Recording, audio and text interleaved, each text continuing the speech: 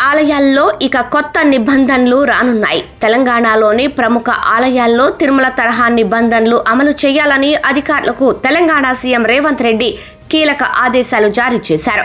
225 కోట్లతో బాసర జ్ఞాన సరస్వతి దేవాలయ అభివృద్ధి పనులపై అధికారులతో సీఎం రేవంత్ రెడ్డి సమీక్ష నిర్వహించారు. ఆలయాల వద్ద రాజకీయ కార్యకలాపాలను నిషేధించాలని రేవంత్ అధికారులను ఆదేశించారు.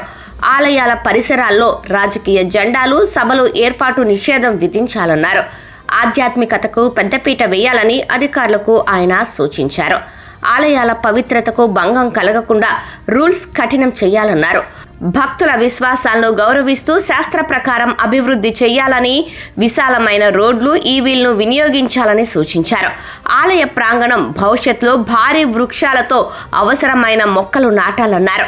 ఆలయం సమీపంలో హెల్త్ సెంటర్ నిర్మించాలని, పుష్కరాలు, ఇతర ఉత్సవాల రోజుల్లో అక్కడ తగిన సంఖ్యలో వైద్యులు, వైద్య సిబ్బంది ఉండేలా భక్తులకు సేవలు అందించేందుకు అనువుగా నిర్మాణం ఉండాలన్నారు.